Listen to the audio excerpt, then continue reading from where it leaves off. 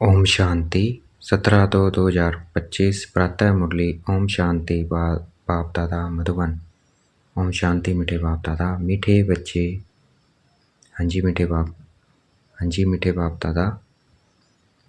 बाप तुम्हारा मेहमान बनकर आया है तो तुम्हें आदर करना है। बाबा आज कह रहे हैं कि मैं मेहमान बनकर आया हूँ तो तुम्हें आदर करना है। जैसे प्रेम से बुलाया है ऐसे आदर भी करना है। प्रेम से बुलाया है तो आदर भी करना है, निरादर न हो। प्रश्न, कौन सा नशा तुम बच्चों को सदा चढ़ा रहना चाहिए? यदि नशा नहीं चढ़ता है तो क्या कहेंगे? उत्तर, ऊंचे ते ऊंची असामी इस पतित दुनिया में हमारा मेहमान बनकर आया है, यह नशा सदा चढ़ा रहना चाहिए। परंतु नंबरवार यह नशा चढ़ता है। कई तो बाप का बनकर भी संशय बुद्धि बन हाथ छोड़ जाते तो कहेंगे इनकी तकदीर। ओम शांति। ओम शांति। 2 बारी कहना पड़े, यह तो बच्चे जानते हैं कि एक है बाबा, दूसरा है दादा। दोनों इकट्ठे हैं ना। भगवान की महिमा भी कितनी ऊंची करते हैं, परंतु अक्षर कितना सिंपल है, गॉड फादर। सिर्फ फादर नहीं कहेंगे, गॉड फादर वह है ऊंचते ऊंच, उनकी महिमा भी बहुत ऊंच है। उनको बुलाते भी पतित दुनिया में है। खुद आकर बतलाते हैं कि मुझे पतित दुनिया में ही बुलाते हैं, परंतु पतित पावन वह कैसे है, कब आते हैं, ये किसी को भी पता नहीं है। आधा कल्प सत्युग त्रेता में किसका राज्य था, कैसे हुआ, किसी को यह पता नहीं है। पतित पावन बाप आते भी जरूर हैं। उनको कोई पतित पावन कहते हैं, कोई लिबरेटर कहते हैं, पुकारते हैं कि स्वर्ग में ले चलो। सबसे ऊंच से ऊंच है ना, उनको पतित दुनिया में बुलाते हैं कि आकर हम भारतवासियों को श्रेष्ठ बनाओ। उनका पोजीशन कितना बड़ा है, हाईएस्ट अथॉरिटी है, उनको बुलाते हैं। जबकि रावण राज्य है, नहीं तो इस रावण राज्य से कैसे छुड़ावे। यह सब बातें तुम बच्चे सुनते हो तो नशा भी चढ़ा रहना चाहिए, परंतु इतना नशा चढ़ता नहीं है। शराब का नशा सभी को चढ़ जाता है, यह नहीं चढ़ता है। इसमें है धारणा की बात, तकदीर की बात है। तो बाप है बहुत बड़ी असामी। तुम्हारे में भी कोई कोई को पूरा निश्चय रहता है। निश्चय अगर सबको होता तो संशय में आकर भागते क्यों? बाप को भूल जाते हैं।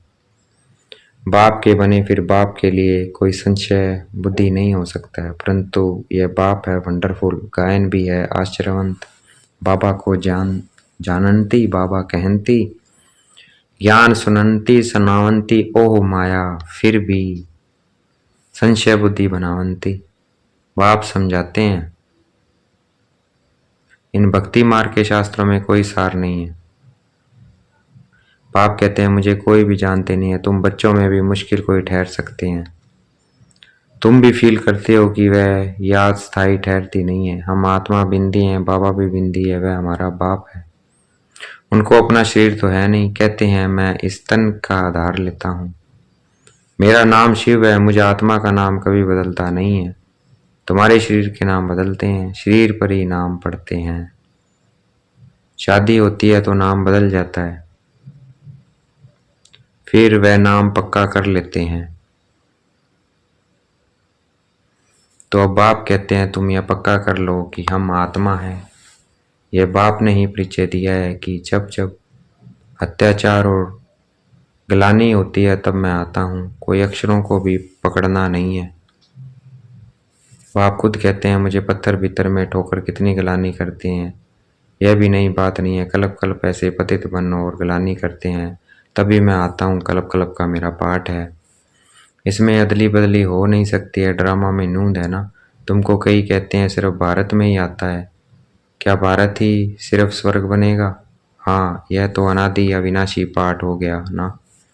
बाप कितना ऊंचते ऊंच है, पतितों को पावन बनाने वाला। बाप कहते हैं मुझे बुलाते ही इस पतित दुनिया में है, मैं तो सदा पावन हूँ। मुझे पावन दुनिया में बुलाना चाहिए ना, परंतु नहीं, पावन दुनिया में बुलाने की दरकार ही नहीं है। पतित दुनिया में ही बुलाते हैं कि आकर पावन बनाओ।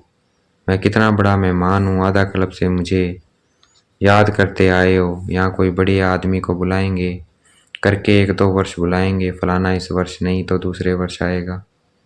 इनको तो आधा कल्प से याद करते आए हो। इनके आने का पाठ तो फिक्स हुआ पड़ा है, यह किसी को भी पता नहीं है। बहुत ऊंच से ऊंच बाप है। मनुष्य बाप को एक और तो प्रेम से बुलाते हैं, दूसरी ओर महिमा में दाग लगा देते हैं। वास्तव में यह बड़े से बड़ा गेस्ट ऑफ ऑनर है, बड़ी महिमा वाला मेहमान है,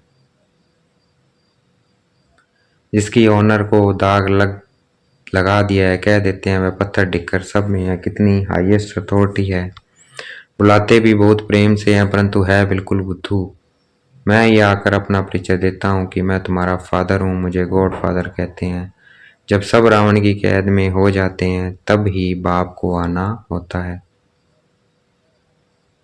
क्योंकि सब हैं भक्तियां अथवा ब्राइड्स, सीताएं। बाप है ब्राइड ग्रूम राम। एक सीता की बात नहीं है, सब सीताओं को रावण की जेल से छुड़ाते हैं।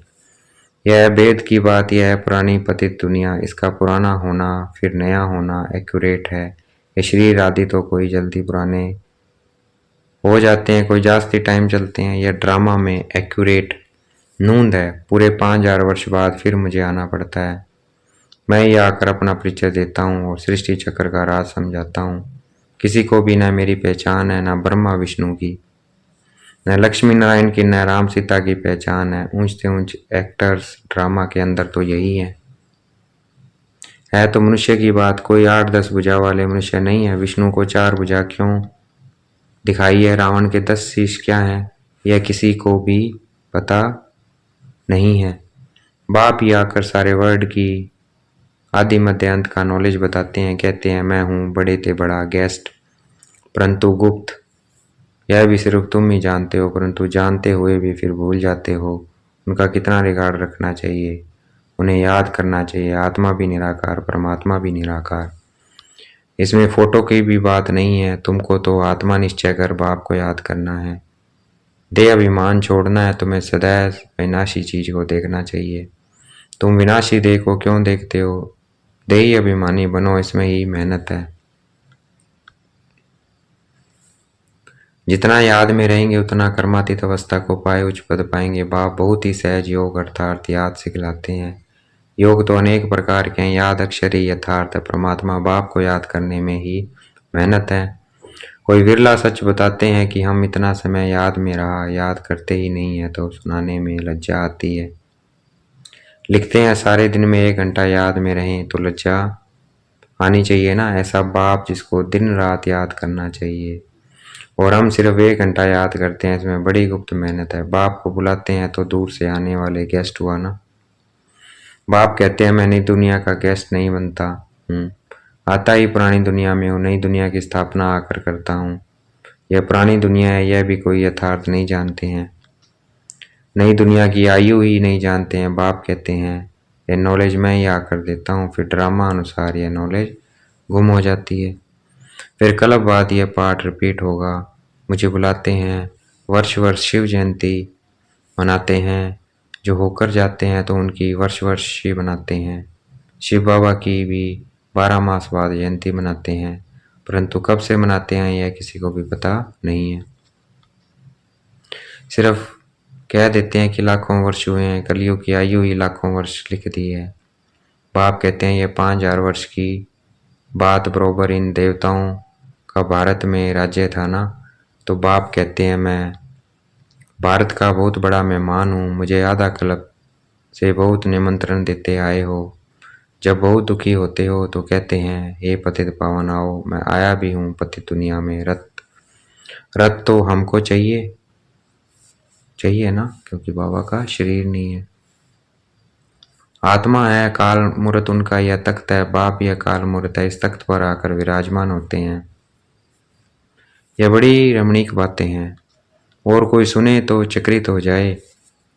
अब बाप कहते हैं बच्चे मेरी मत पर चलो, समझो शिव बाबा मत देते हैं। शिव बाबा मुरली चलाते हैं, कहते हैं मैं भी उनकी मुरली सुनकर बजाऊंगा। कौन? ब्रह्मा बाबा। बच्चे मेरी मत पर चलो, समझते हैं शिव बाबा मत देते हैं। शिव बाबा मुरली चलाते हैं, कहते हैं मैं भी उनकी मुरली सुनकर बजाऊंगा। सुनाने वाला तो वह है ना, कौन? शिव बाबा। यह नंबर 1 पूज्य सो फिर नंबर 1 पुजारी बना, कौन? ब्रह्मा बाबा। अब यह पुरुषार्थी है, बच्चों को हमेशा समझना चाहिए हमको शिव बाबा की श्रीमत मिली है। अगर कोई उल्टी बात भी हुई तो वह उल्टी कर देंगे, यह अटूट निश्चय है, तो रिस्पॉन्सिबल शिव बाबा है। यह ड्रामा में नूंद है, विघन तो पड़ने ही है, बहुत कड़े कड़े विघन पड़ते हैं, अपने बच्चों के भी विघन पड़ते हैं। तो हमेशा समझो कि शिव बाबा समझाते हैं तो याद रहेगी। कई बच्चे समझते हैं ब्रह्मा बाबा मत देते हैं, परंतु नहीं, शिव बाबा ही रिस्पॉन्सिबल है। परंतु देह अभिमान है तो घड़ी घड़ी इनको ही देखते रहते हैं। शिव बाबा कितना बड़ा मेहमान है, तो भी रेलवे आदि वाले थोड़ी जानते हैं निराकार को कैसे पहचाने व समझे। शिव बाबा कितना बड़ा मेहमान है, तो भी रेलवे आदि वाले थोड़ी जानते हैं निराकार को कैसे पहचाने व समझे। वह तो बीमार हो न सके, तो बीमारी आदि का इनका कारण बताते हैं, वह क्या जाने इनमें कौन है। तुम बच्चे भी नंबरवार जानते हो, वह सभी आत्माओं का बाप है और यह फिर प्रजापिता मनुष्य का बाप। तो यह दोनों बाप दादा कितने बड़े गेस्ट हो गए। बाप कहते हैं जो कुछ होता है ड्रामा में नूंद है, मैं भी ड्रामा के बंधन में बांधा हुआ हूँ, नूंद बगैर कुछ कर नहीं सकता हूँ, माया भी बड़ी दुष्टर है। राम और रावण दोनों का पार्ट है। ड्रामा में रावण चैतन्य होता तो कहता मैं भी ड्रामा अनुसार आता हूँ। यह दुख और सुख का खेल है, दुख है नई दुनिया में, सुख है नई दुनिया में, दुख है पुरानी दुनिया में। नई दुनिया में थोड़े मनुष्य है, पुरानी दुनिया में कितने ढेर मनुष्य हैं।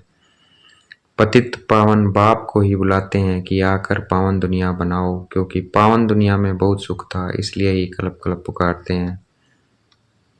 बाप सबको सुख देकर जाते हैं। अभी फिर पार्ट रिपीट होता है, दुनिया कभी क्लास नहीं होती है, क्लास होना इम्पॉसिबल है। समुद्र भी दुनिया में है ना, यह 3rd फ्लोर तो है ना, कहते हैं जलमयी पानी पानी हो जाता है, फिर भी पृथ्वी फ्लोर तो है ना, पानी भी तो है ना, पृथ्वी फ्लोर कोई विनाश नहीं हो सकता है, जल भी इस फ्लोर में होता है। 2nd और 1st फ्लोर सूक्ष्म वतन और मूल वतन में तो जल होता नहीं है। यह भेद सृष्टि के 3 फ्लोर हैं, जिसको तुम बच्चों के सिवाय कोई भी नहीं जानते हैं। यह खुशी की बात सबको खुशी से सुनानी है, जो पूरे पास होते हैं उनका ही अतीन्द्रिय सुख गाया हुआ है। जो रात दिन सर्विस पर तत्पर हैं, सर्विस ही करते रहते हैं, उन्हें बहुत खुशी रहती है।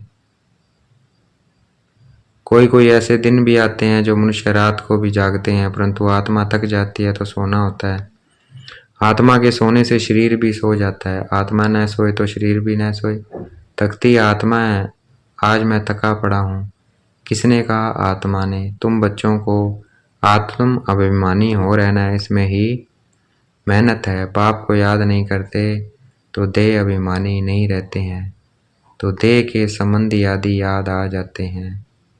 बाप कहते हैं तुम नंगे आए थे फिर नंगे जाना है, यह देह के संबंध आदि भूल जाओ, इस शरीर में रहते मुझे याद करो तो सतो प्रधान बनेंगे। बाप कितनी बड़ी अथॉरिटी है, बच्चों के सिवाय कोई जानते ही नहीं है। बाप कहते हैं मैं हूँ गरीब निवाज, सभी साधारण हैं पतित पावन। बाप आया है ये जान लें तो पता नहीं कितनी भीड़ हो जाए। बड़े बड़े आदमी आते हैं तो कितनी भीड़ हो जाती है। तो ड्रामा में इनका पार्ट ही गुप्त रहने का है, आगे चल आहिस्ते आहिस्ते प्रभाव निकलेगा और विनाश हो जाएगा। सब थोड़ी मिल सकते हैं, याद करते हैं ना तो उनको बाप का परिचय मिल जाएगा, बाकी पहुंच नहीं पाएंगे। जैसे बांधेली बच्चियां मिल नहीं पाती है, कितने अत्याचार सहन करती है, विकार को छोड़ नहीं सकते हैं, कहते हैं सृष्टि कैसे चलेगी। अरे सृष्टि का बोझ बाप पर है कि तुम पर। बाप को जान लेवे तो फिर ऐसे प्रश्न न पूछे, बोलो पहले बाप को तो जानो फिर तुम सब कुछ जान जाएंगे। समझाने की भी युक्ति चाहिए। अच्छा देखेंगे बाप दादा हमें याद प्यार दे रहे हैं। मीठे मीठे सिकलते बच्चों प्रति माता पिता बाप दादा का याद प्यार। गुड मॉर्निंग रूहानी बाप की, रूहानी बच्चों को नमस्ते। हमें भी याद प्यार देना है, हम रूहानी बच्चों की, रूहानी बाप दादा को दिल व जान शिकवा प्रेम से बेहद का याद प्यार और नमस्ते। धारणा के लिए मुख्य सार, सदा ही हाईएस्ट अथॉरिटी बाप की याद में रहना है। विनाशी देखो न देख, देही अभिमानी बनने की मेहनत करनी है। याद का सच्चा सच्चा चार्ट रखना है। सदा ही हाईएस्ट अथॉरिटी बाप की याद में रहना है। विनाशी देखो न देख, देही अभिमानी बनने की मेहनत करनी है। याद का सच्चा सच्चा चार्ट रखना है। दिन रात सर्विस पे तत्पर रह, अपार खुशी में रहना है। तीनों लोगों का राज सबको खुशी से समझाना है।